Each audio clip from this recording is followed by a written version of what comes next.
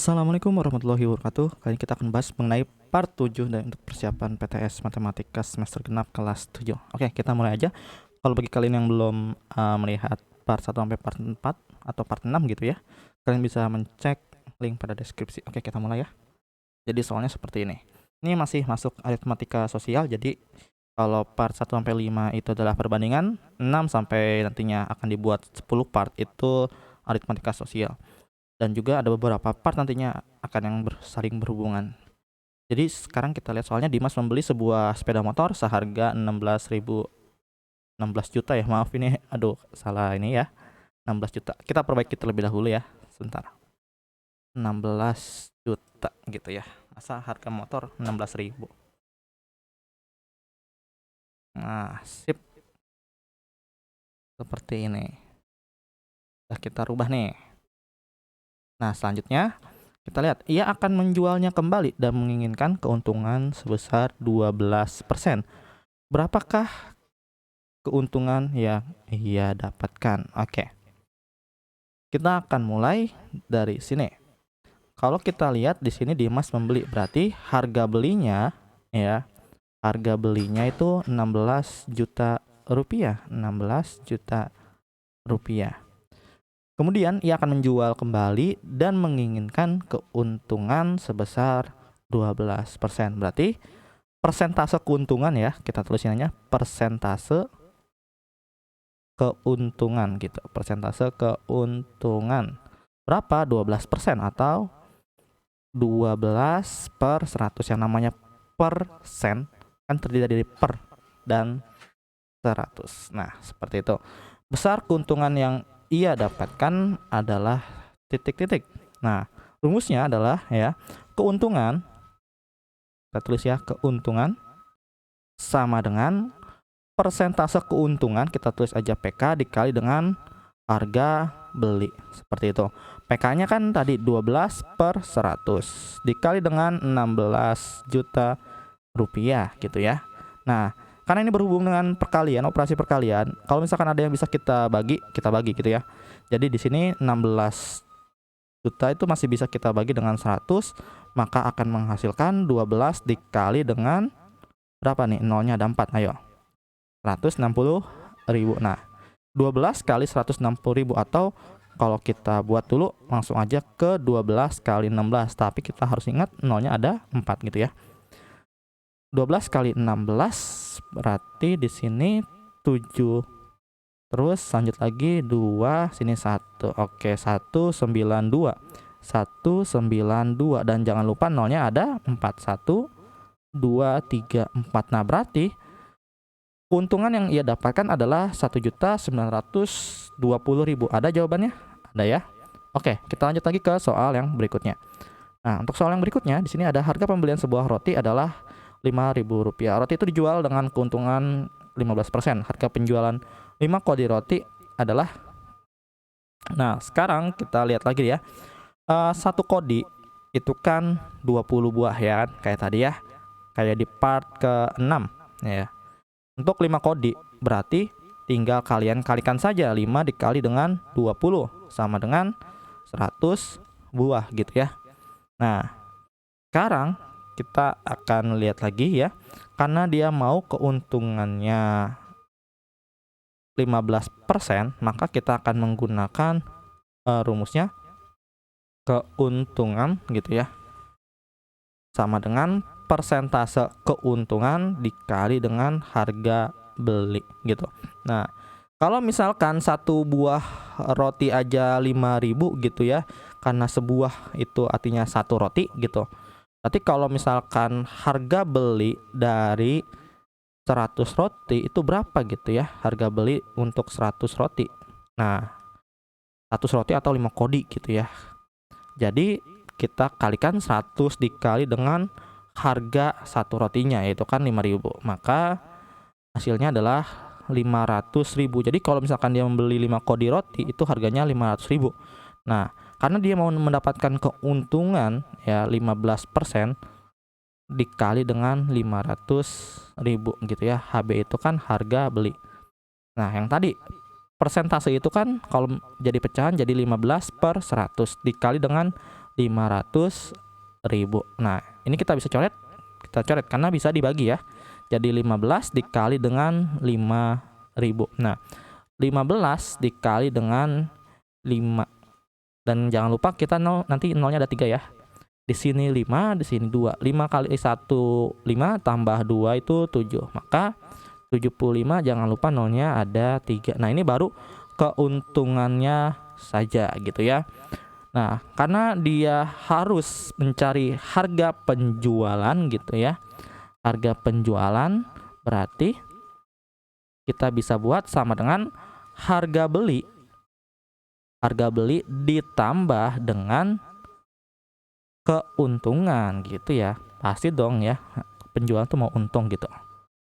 Maka 500.000 ditambah dengan 75.000 berarti 575.000 rupiah. Jadi jawabannya adalah yang bagian C.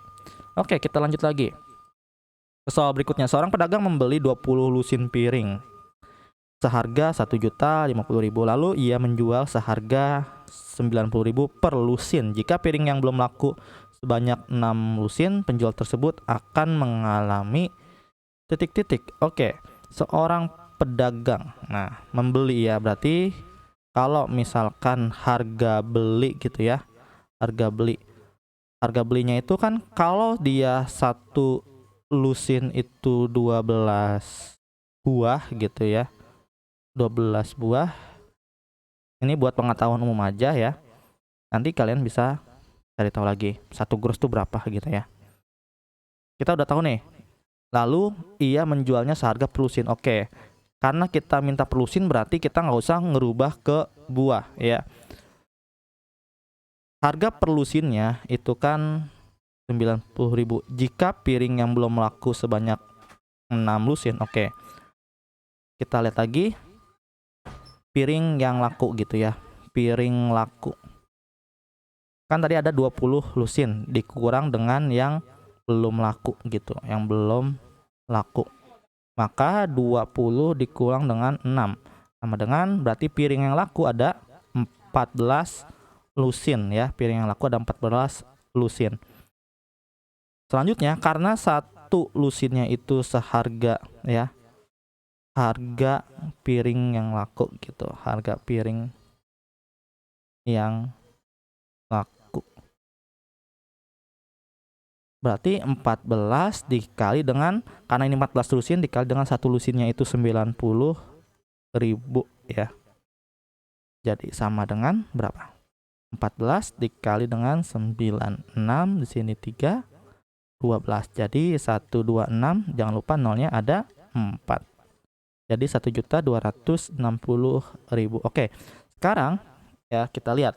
Kalau misalkan harga piring yang laku itu sama aja kayak namanya harga jual gitu ya.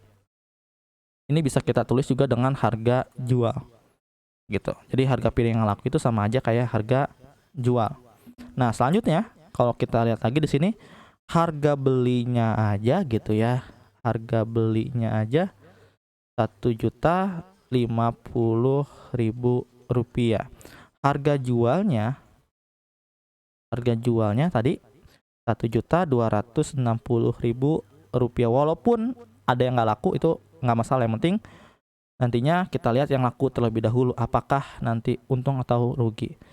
Kita lihat harga jual itu lebih besar daripada harga beli, yang tentu aja kalau kemarin kamu tulis ya harga jual lebih besar daripada harga beli, tentu ini akan mengalami sebuah keuntungan. Nah, rumus dari keuntungan apa? Keuntungan sama dengan HJ dikurang dengan HB. Nah, kalau kalian mau ngelihat definisi ini nanti akan ada di deskripsi pada video ya. Harga jualnya 1.260.000 dikurang dengan 1.050.000. Maka sama dengan 205. Sebentar. Kita hitung dulu ya. Seperti ini. Oke. Nah, 210 bener ya, kenapa dihapus lagi gitu ya. Oke, 210. Nah, sekarang keuntungannya seperti ini. Maka bisa kita lihat bahwa nantinya ya keuntungan atau persentase gitu ya. Persentase. Maka nantinya kita buat di sini ya. Keuntungan, kita lanjut lagi di sini. Keuntungan sama dengan persentase keuntungan dikali dengan harga beli gitu. Keuntungannya kan 210 sama dengan 210.000. Persentase keuntungannya kan masih belum tahu ya. Maka kita tulis X per 100. Nah, karena dia persentase keuntungan, kita tulis per 100 ya, dikali dengan harga belinya 1.050.000. Oke. Bagian ini kita hapus terlebih dahulu yang bagian atas ini ya. Ini kita hapus terlebih dahulu.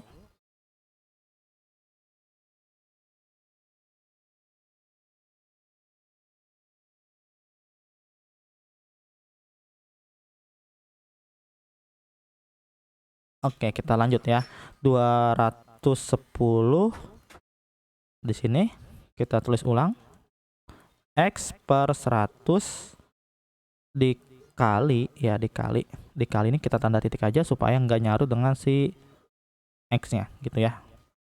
Ini juga kita ganti aja menjadi titik gitu. Nah, kita bisa coret nolnya 2. Jadi tinggal 210.000 sama dengan X per 1 dikali dengan 10500 gitu ya, atau 10.500. Nah, sekarang ini sama aja kayak X dibagi 1 itu hasilnya X dikali dengan 10.500. Nah, karena kita mau meninggalkan si X, maka 10.500 ini kita pindah ruaskan. Jadi 210.000 dibagi dengan 10.500 sama dengan si X. Ini kita coret lagi nolnya.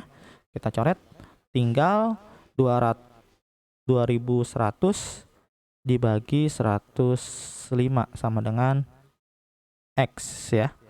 Jadi hasilnya adalah 20X. Coba kalian hitung ya.